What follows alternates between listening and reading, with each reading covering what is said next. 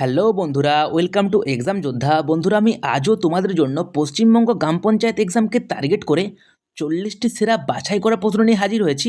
আজ হলো তোমাদের 8 নাম্বার ক্লাস। আমরা এইভাবেই তোমাদের সম্পূর্ণ সিলেবাস কমপ্লিট করে ফেলবো।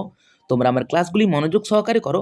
তো চলো আজকের ক্লাসটি শুরু করা যাক। আজকে আমাদের প্রথম প্রশ্ন হলো, পশ্চিমবঙ্গে কত সালে প্রথম ত্রিস্তরীয় পঞ্চায়েত নির্বাচন অনুষ্ঠিত হয়?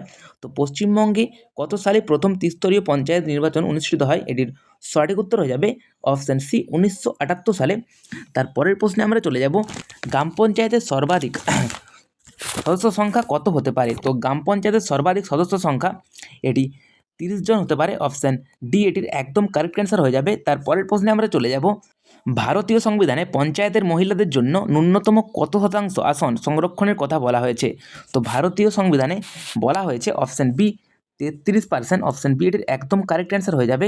তোমরা যারা আমার চ্যানেলে নতুন, তোমাদেরকে বলে দিই, আমি কিন্তু তোমাদের জন্য প্রতিদিন সকাল 8টাতে এভাবে একটি করে 40টি ইম্পর্টেন্ট প্রশ্নের ক্লাস দিয়ে থাকি। তো তোমরা অবশ্যই এই ক্লাসটি কমপ্লিট করার পর আগের ক্লাসগুলিও করে নিও, কারণ সমস্ত প্রশ্নই ইম্পর্টেন্ট। তো চলো তারপরের কোশ্চেনটিতে যাওয়া যাক। পঞ্চায়েত রাজ ব্যবস্থার মূল উদ্দেশ্য কী? তো পঞ্চায়েত রাজ ব্যবস্থার মূল উদ্দেশ্য যেটা হলো, তা হলো অপশান বি এটির একদম কারেক্ট অ্যান্সার হয়ে যাবে, গণতান্ত্রিক বিকেন্দ্রীকরণ। অপশান বি এটির একদম কারেক্ট অ্যান্সার হয়ে যাবে। তারপরের প্রশ্নে আমরা চলে যাব, পঞ্চায়েত ব্যবস্থা ত্রিস্তরীয় কাঠামো মাঝামাঝি স্তর কোনটি? তো পঞ্চায়েত ব্যবস্থা ত্রিস্তরীয় কাঠামোর মাঝের স্তর কোনটি? এটি সঠিক উত্তর হয়ে যাবে অপশান বি, পঞ্চায়েত সমিতি। তো আমি একটু তাড়াতাড়ি তোমাদের প্রশ্নগুলি কমপ্লিট করার চেষ্টা করব, যাতে তোমাদের সময়ের অপচয় একদমই না হয়। তোমাদের অসুবিধা হলে তোমরা ভিডিওটি পজ করে ও প্রশ্নটিকে একবার পড়ে নিতে পারো। তো তারপরের প্রশ্নে আমরা চলে যাব। 6 নম্বর প্রশ্ন, 73তম সংবিধান সংশোধনী আইন কত সালে সংসদে পাস হয়? তো 73তম সংবিধান সংশোধনী আইন এটি কত সালে সংসদে পাস হয়? এটি সঠিক উত্তর হয়ে যাবে 73তম সংবিধান সংশোধনী আইন। এটি অপশান বি, 1992 সালে পাস হয়। তারপরের প্রশ্নে আমরা চলে যাব, ব্লক উন্নয়ন অধিকারক বিডিও মূলত কার দ্বারা নিযুক্ত হন? তো বিডিও মূলত, এটি সঠিক উত্তর হয়ে যাবে, রাজ্য সরকারের দ্বারা নিযুক্ত হন। অপশান সি এটির একদম কারেক্ট অ্যান্সার। তারপরের প্রশ্নে আমরা চলে যাব, গ্রাম পঞ্চায়েতের আয়ের হিসাব কে পরীক্ষা বা অডিট করেন? তো গ্রাম পঞ্চায়েতের আয়ের হিসাব কে পরীক্ষা বা অডিট করেন? এটির সঠিক উত্তর হয়ে যাবে অপশান বি, রাজ্য সরকার নিযুক্ত অডিটর। এটির সঠিক উত্তর হয়ে যাবে অপশান বি, রাজ্য সরকারের নিযুক্ত অডিটর। তারপরের প্রশ্নে আমরা চলে যাব, 9 নম্বর প্রশ্ন, ভারতের কোন রাজ্যে পঞ্চায়েতি রাজ ব্যবস্থা নেই? তো ভারতের কোন রাজ্যে পঞ্চায়েতি রাজ ব্যবস্থা নেই? এটির সঠিক উত্তর হয়ে যাবে অপশান ডি, উপরের সবকটিতেই পঞ্চায়েতি রাজ ব্যবস্থা নেই। নাগাল্যান্ড, অরুণাচল প্রদেশ এবং মেঘালয় নেই। তারপরের প্রশ্নে আমরা চলে যাব, 10 নম্বর প্রশ্ন, সর্বোদয় ধারণার প্রবক্তা কে ছিলেন? তো সর্বোদয় ধারণার প্রবক্তা কে ছিলেন? এটি সঠিক উত্তর হয়ে যাবে অপশান সি, মহাত্মা গান্ধী। তারপরের প্রশ্নে আমরা চলে যাব, 11 নম্বর প্রশ্ন, পশ্চিমবঙ্গের কোন জেলায় অযোধ্যা পাহাড় অবস্থিত? তো পশ্চিমবঙ্গের অযোধ্যা পাহাড় এটি কোন জেলায় অবস্থিত? এটি তোমরা কমেন্টে জানাও। এটি খুব সোজা একটি প্রশ্ন। তারপরের প্রশ্নে আমরা চলে যাব, দার্জিলিং হিমালয়ান রেলওয়ে কত সালে ইউনেস্কো ওয়ার্ল্ড হেরিটেজ সাইটের মর্যাদা পায়? তো দার্জিলিং হিমালয়ান রেলওয়ে এটি ইউনেস্কো ওয়ার্ল্ড হেরিটেজ সাইটের মর্যাদা পায়। এটি সঠিক উত্তর হয়ে যাবে অপশান সি, 1999 সালে।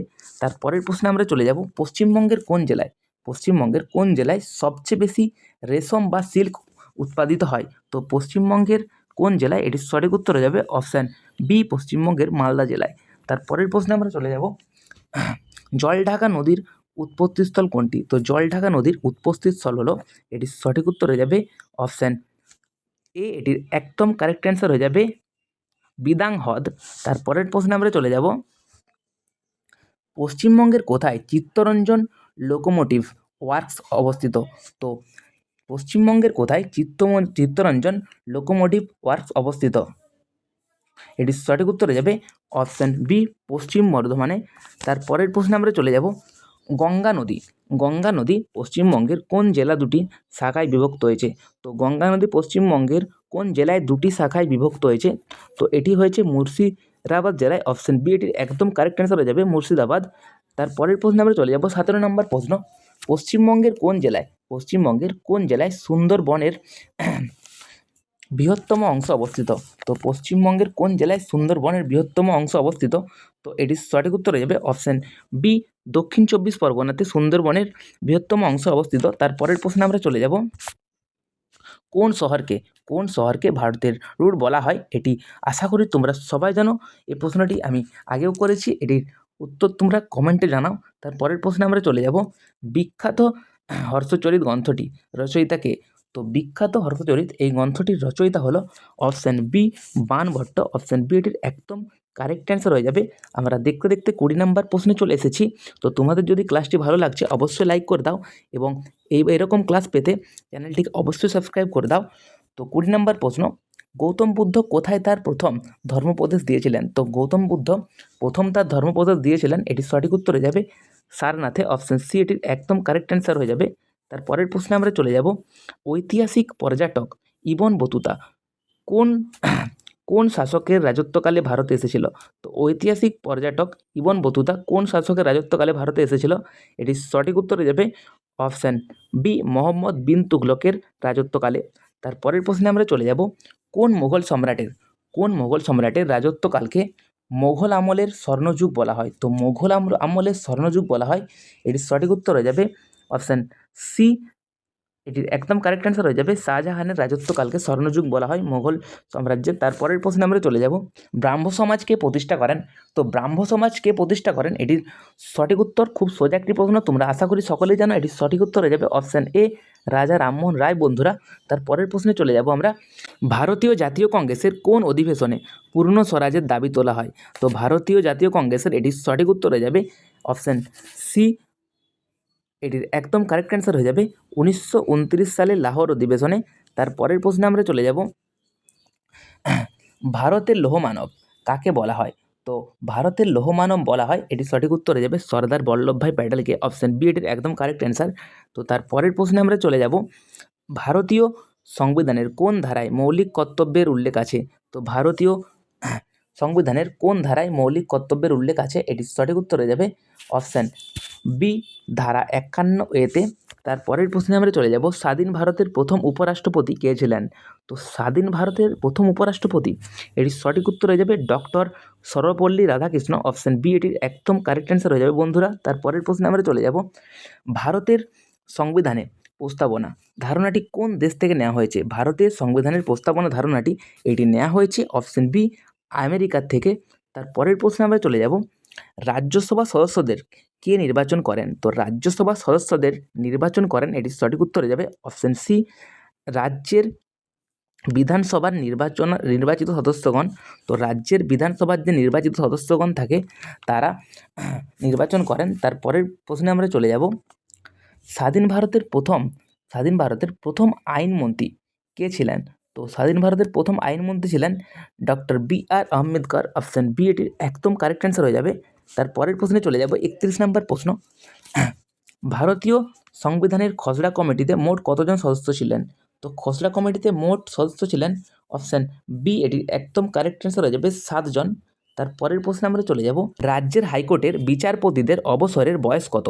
তো রাজ্যের হাইকোর্টের বিচারপতিদের অবসরের এটির বয়স হলো অপশান বি, এটির একদম কারেক্ট অ্যান্সার 62 বছর। তারপরের প্রশ্নে আমরা চলে যাব, মানবদেহের সবচেয়ে ছোট পেশি কোনটি? তো মানবদেহের সবচেয়ে ছোট পেশি হলো অপশান সি, এটির একদম কারেক্ট অ্যান্সার হয়ে যাবে স্টেপেডিয়াস। তারপরের প্রশ্নে আমরা চলে যাব, তো জীবদের গঠনমূলক কোষ কে আবিষ্কার করেন? এটির সঠিক উত্তর হয়ে যাবে অপশান এ, রবার্ট হুক। এটির একদম কারেক্ট অ্যান্সার অপশান এ, এটির একদম কারেক্ট অ্যান্সার হয়ে যাবে। বন্ধুরা, তারপরের প্রশ্নে আমরা চলে যাব, শব্দের বেগ সবচেয়ে বেশি হয় কোন মাধ্যমে? তো তোমরা সবাই জানো, এই প্রশ্নটির অ্যান্সার অবশ্যই কমেন্টে জানাও। তারপরের প্রশ্নে আমরা চলে যাব, রকেটের গতি কোন সংরক্ষণ নীতির উপর ভিত্তি করে কাজ করে? তো রকেটের গতি, এটি তোমরা সবাই জানো রৈখিক ভরবেগ সংরক্ষণ। অপশান সি এর এটি একদম কারেক্ট অ্যান্সার হয়ে যাবে। তারপরের প্রশ্নে চলে যাব আমরা, ভারতের সর্বোচ্চ ক্রীড়া সম্মান কোনটি? তো ভারতের সর্বোচ্চ ক্রীড়া সম্মান হলো, এটি সঠিক উত্তর হয়ে যাবে অপশান সি, মেজর ধ্যানচাঁদ খেলারত্ন পুরস্কার। তারপরের প্রশ্নে আমরা চলে যাব, বিখ্যাত হর্নবিল উৎসব কোন রাজ্যে পালিত হয়? তো বিখ্যাত হর্নবিল উৎসব এটি পালিত হয় অপশান সি, নাগাল্যান্ডে। তারপরের প্রশ্ন, 39 নম্বর প্রশ্ন, রাষ্ট্রসংঘের এর সদর দপ্তর কোথায় অবস্থিত? রাষ্ট্রসংঘের সদর দপ্তর এটি অবস্থিত নিউ ইয়র্কে। অপশান ডি এটির একদম কারেক্ট অ্যান্সার। তার পরের প্রশ্নে আমরা চলে যাব, এশিয়ার আলো, লাইট অফ এশিয়া কাকে বলা হয়? তো লাইট অফ এশিয়া এটি কাকে বলা হয়? এটি সঠিক উত্তরে যাবে অপশান বি, গৌতম বুদ্ধকে বলা হয়। আজ পর্যন্ত এতটুকুই। তোমাদের যদি এই ক্লাসটি ভালো লেগে থাকে অবশ্যই একটি লাইক করে দাও এবং চ্যানেলটিকে অবশ্যই সাবস্ক্রাইব করে দেবে। তোমাদের সাথে আবার দেখা হচ্ছে কাল ঠিক সকাল 8টাতে।